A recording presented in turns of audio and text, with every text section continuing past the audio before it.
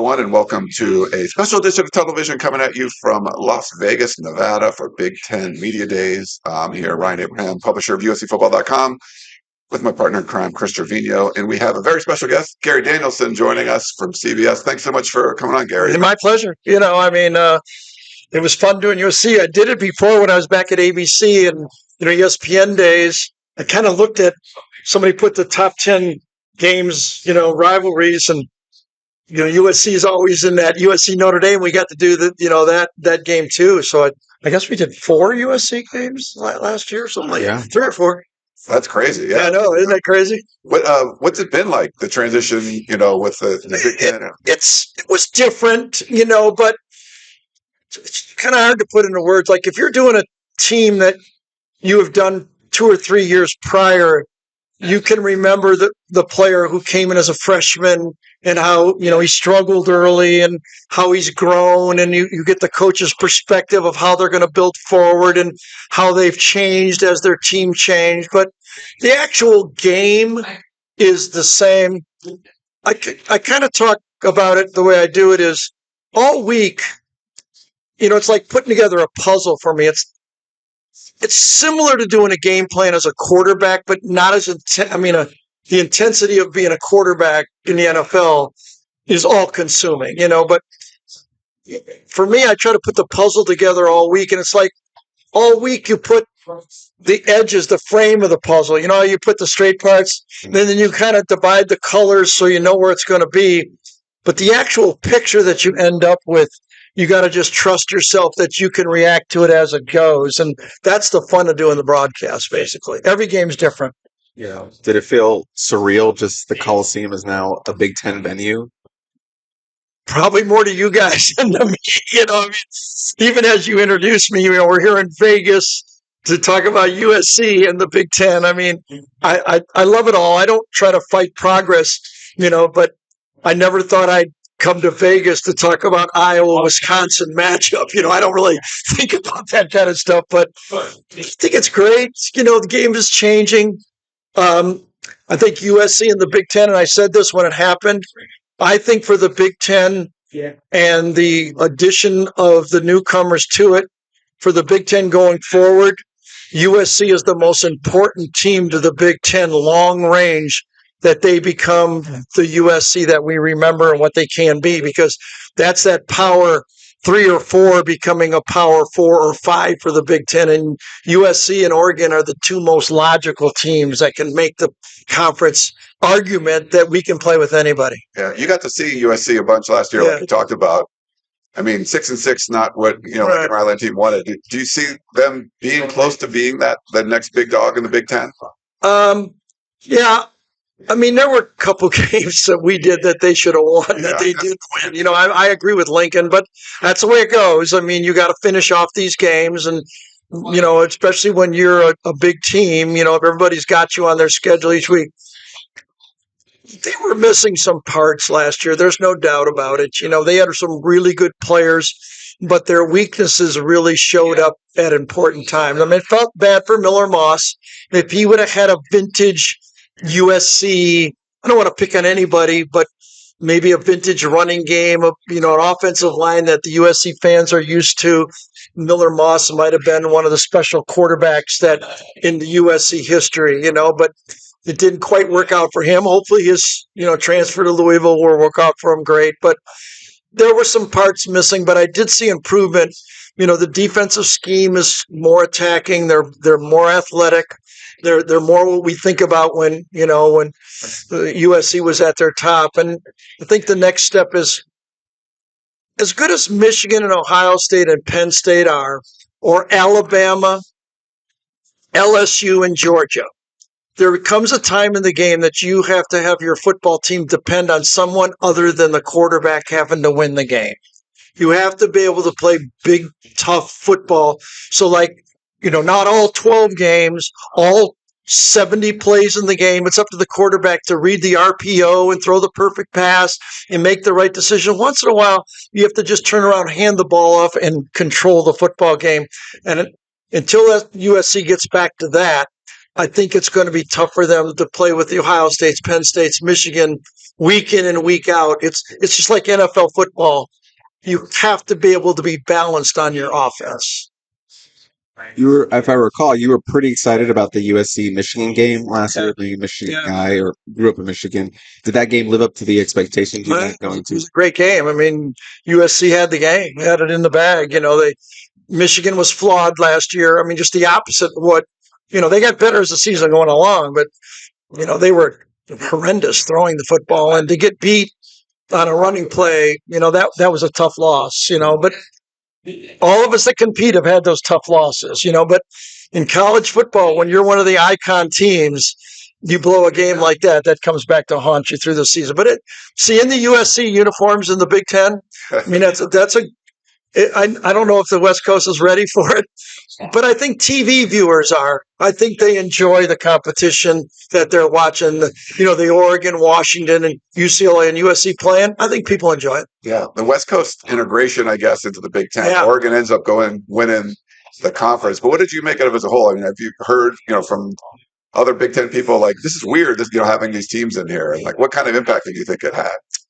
That's interesting. Most of the old timers are still fighting it. I just can't get used to it. It's not like it used to be. But I did. I've been so lucky to work with 3 Hall of Fame play-by-play announcers. I'm currently working with Brad. Brad and I did the ESPN and ABC together for 7 years, and now we're back 8 more years. Those would be year 16 together. I did Brent Musburger with them for 8 years, and then, of course, Vern Lundquist for 11 years. And Brent used to always say, you just got to go with change. If you're just going to be stuck that it's not the way it used to be, you're going to get rolled over with modern society in college football, and you just got to embrace it. It's going to change. You have to adapt to it. And I think it's fun. I think it's great how the game has changed. It's a little messy right now, but I love the fact that players can find their niche and find their team. Teams can rebuild. Guys like Joe Burrow or Jalen Hurts, who were afterthoughts at Ohio State and Alabama, can go to LSU and Oklahoma and resurrect their career. And I think it's good for everybody how the game is. More broad question about the conference. Do you think the Big Ten can run a three-peat in championships this year? So they're close right now to already having a three-peat. I think in the de facto national championship game, Ohio State, Marvin Harrison gets hurt in that football game. They probably win it. They're a field goal away from winning that game anyway at the home of Georgia, basically. So, and that was, either team was going to beat TCU in that next game. And then, Michigan does it the next year after they lick their wounds from the TCU upset. Ohio State emulates what Michigan did, keeps a lot of their seniors. They do it last year. And now Penn State looks like they're doing the same thing. A lot of their players that could have gone to the pros are coming back and reloading. Their offensive line is elite. They have the formula of a senior quarterback like Dylan Gabriel, Will Howard. We saw what Joe Burrow did as a junior to his senior year. If Drew takes that next step with the running backs and the defense, they're a team that should compete for the national championship. I think Penn State will be very disappointed if they're not playing for the national championship. And then when you get there, I mean, it's a 50-50 game, if you ask me. The comments from Tony Petitti yesterday and what's been going on with the future college football playoff. What's your take on all of that? Oh, it's kind of crazy.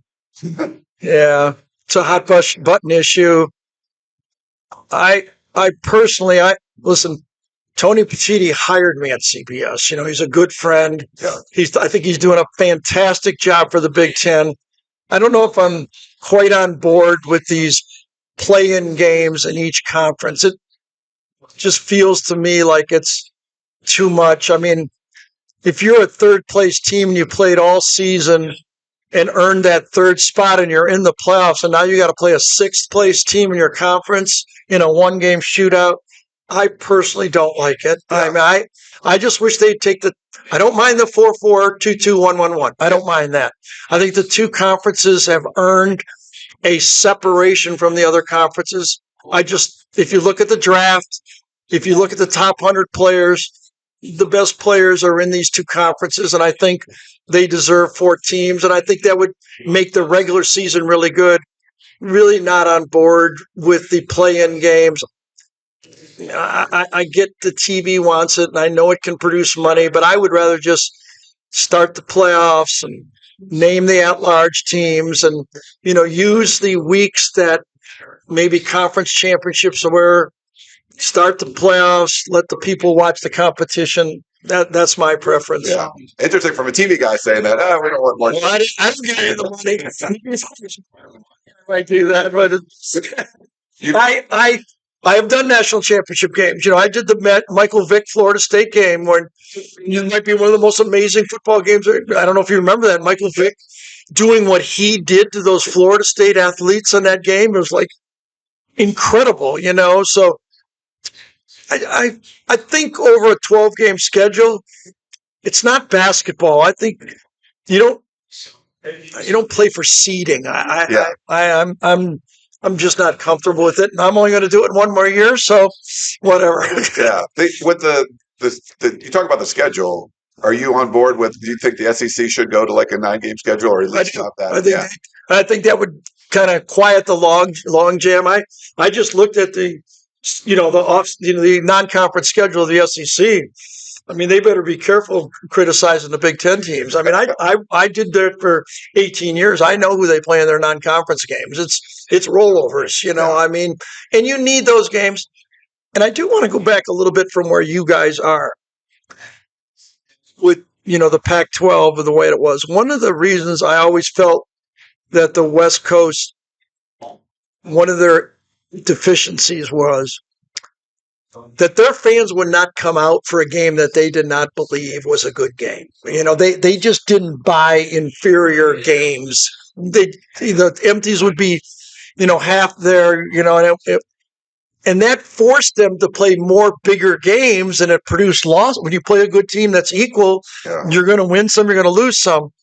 Where the SEC and the Big Ten, the fans show up no matter who you play that weekend. Okay, so they can afford to play the games that the West Coast couldn't afford to play because the fans wouldn't go. And ultimately one of the reasons led to the demise of the league. One of the reasons, not all of them. I think if there had been a 12-team playoff earlier, I think there still would be a Pac-12 in my mind. Yeah. Speaking of, as you just mentioned, scheduling and the playoff and all that, did you have any reaction to, the reports that came out the offseason about the Notre Dame USC rivalry game and how that might move away from it? I know. So I think Notre Dame has a little different viewpoint on it, because that's one of their big games they need for their strength of schedule. But for USC, we're going, man, I already got Ohio State, Michigan, Oregon. I could use a game, that we can work on our offense, work on our depth, play different players. It's a long season, and when you're playing top-notch talent, you can't get that, fourth offensive lineman in the game, or that, sixth defensive back that there's going to be attrition at the end of the year. You can't get them in. And that game is really important to college football. But that's one of the complications of these new conferences in the playoffs. I don't know what's going to happen. I don't even know what side USC is on this thing. It sounds to me like they're wondering, can we keep this game alive? Yeah. No, it seems like it from what we're hearing, right. And all the trips. I mean, travel for you. I don't know if it's changed. No, it's different. It's definitely been different. Yes, it's different. It's a we looked at it. Going the time zones, east or west. And there's other complications. When the big schools, when Penn State, Ohio State, and Michigan come west.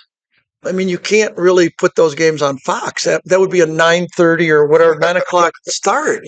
So there are anytime you do something new, there are unintended consequences, and it's the way it is. But I think it's better than it was before.